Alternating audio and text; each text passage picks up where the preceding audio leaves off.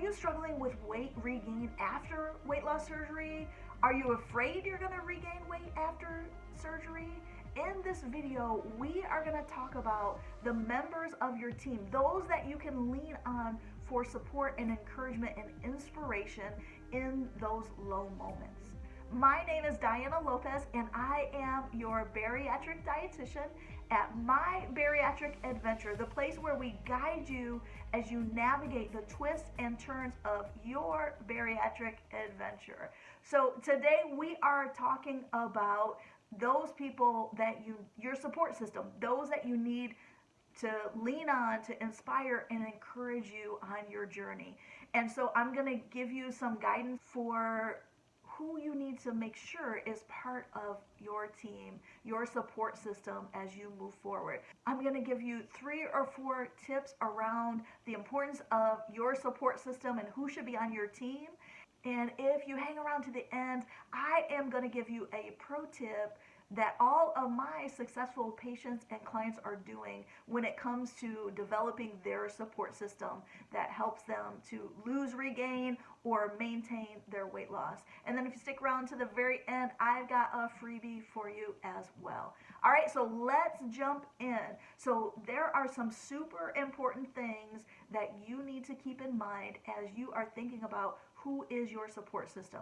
All right, so when we look at those that are successful after weight loss surgery, a big component of that is having people in your corner, people that you can be vulnerable with, people that love you, that inspire you, that encourage you, but they can also tell you the truth in love. So if you're getting derailed and getting off track, they can maybe give you a little bit of encouragement and truth in that as well. All right, and so the first person that we talk about is your surgeon. So one of the things that we found, well, not just us, but a lot of researchers have found, the people that are most successful after weight loss surgery, they go back to their surgeon. They are going back for their routine follow-up visits. They are taking their vitamins and minerals that they should be taking, and they're also getting that lab work done in a timely manner.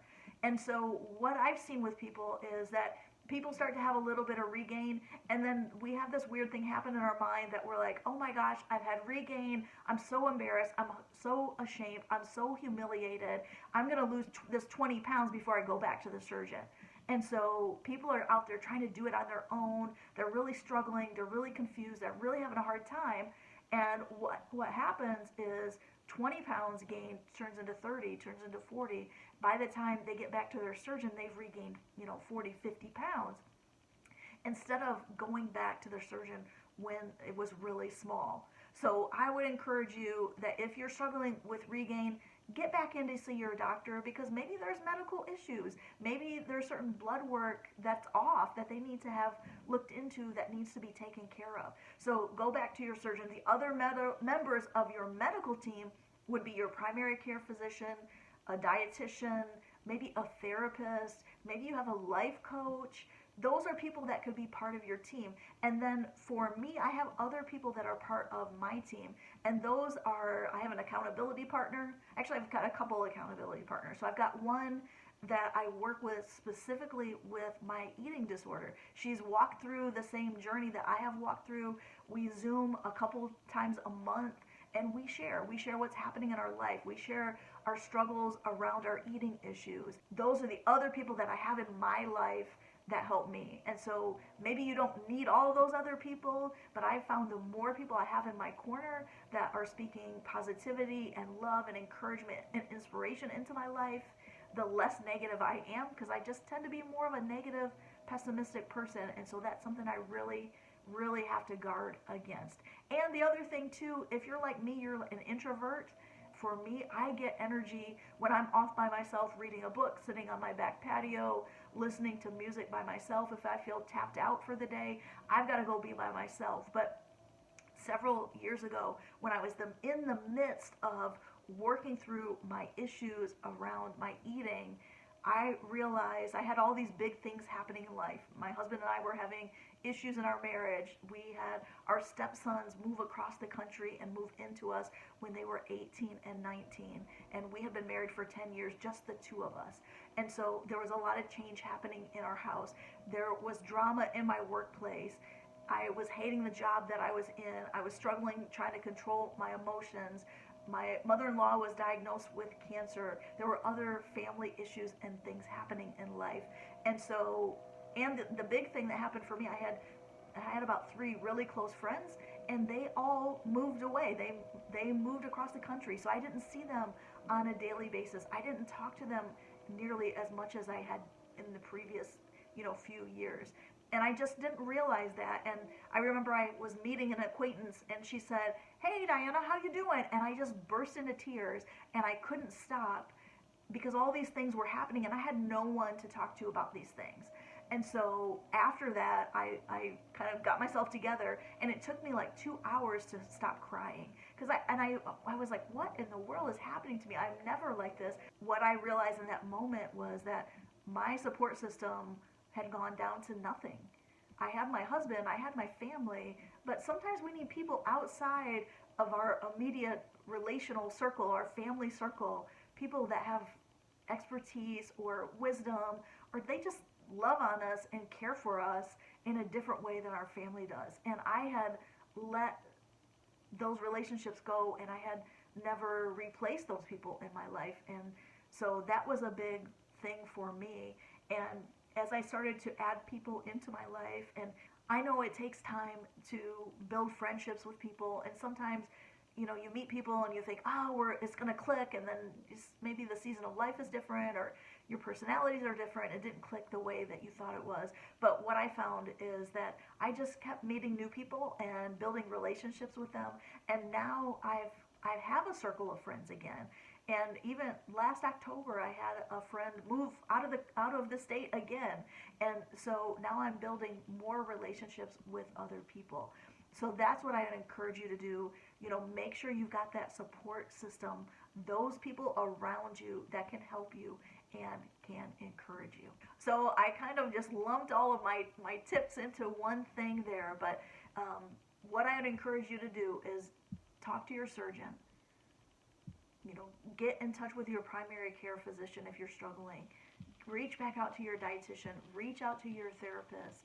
Reach out to those people in your life and start being vulnerable and talking to them. All right? All right, so those are our tips around building your support system. All right, so the thing that all of my successful clients are doing is the last thing I just talked about. They are reaching out for help when they need it. They are not living life in isolation. We are never meant to live life in isolation. Like I said, I'm an introvert. I don't need a big group of people in my life, but I need 2 or 3 key people that I can be vulnerable with, that I can trust, that I can vent to. And so that's what I would encourage you to do. If you don't have that support system around you, start building that. It's really hard when you're inside your head all the time. Sometimes those things in your head have to come out, and you have to have people that you can be vulnerable with and that you can trust with those things. And hey, I know some of us have been hurt so very deeply, and we do not trust other people. And so what I would encourage you to do, if that is you, I would reach out to a therapist or a counselor and begin to get some healing in that area of your life. And they may even have a support group that you can go to for that area of life, so you can get even more healing. Because I'm going to tell you, for me, I'm a dietitian. I was so ashamed of being an emotional eater for so long and not having control of that I spent years and years and years trying to do that on my own, and I just couldn't do it. No matter how much willpower I tried to have, no matter how much self-control I tried to have, I couldn't do it. It was only when I got in a group with other people that were struggling in the same way that I was struggling that helped make it feel normal and helped me deal with the emotions and understand what I was feeling to get to the root of that I really experienced freedom. And so I want to encourage you that if you're somebody like me, you're an introvert and it feels very unsafe to be vulnerable, find a counselor that you can speak to. Or if you're like me and you know it's something that needs to be done, you've already seen a counselor, you've already seen a therapist, or maybe you just feel like that's not the route you need to go, you just need more people in your life, then begin to reach out. We have the My Bariatric Adventure course and community where we reach out to each other in there. You're welcome to join us in there as well to get the encouragement, inspiration, to have somebody come alongside you in your struggles and help you to see that other people struggle in the same way. You're not abnormal. So I would encourage you to come join us. Last thing before we go, sorry about that. I got a little bit off on my soapbox on that because this is something I'm really passionate about, just that we should not live in isolation. I did it for far, far too long. But let me leave you with this. So before we go, I promised you a freebie. If you get in our description below, I have a link in there for our top 5 strategies for success after weight loss surgery. So I will leave that below for you. I also have a freebie for emotional eating, some different worksheets and things that I work through with my patients and clients, what we use inside the My Bariatric Adventure course and community. So I'm going to leave a link for that. So you can choose, you can get both of them, you can get one of them, whatever works for you, whatever is going to help you most. All right, so I will leave those in the link below. And I just want to say I'm so thankful that you are here spending time with me talking about these hard things after weight loss surgery. If you like this video, please hit the like button so it gets pushed out to more people that are struggling in this area, and also subscribe to our channel so that as we have new videos come up, you get first access to those. All right, well, thank you so much for hanging in with me. Take care, and I'll see you again soon.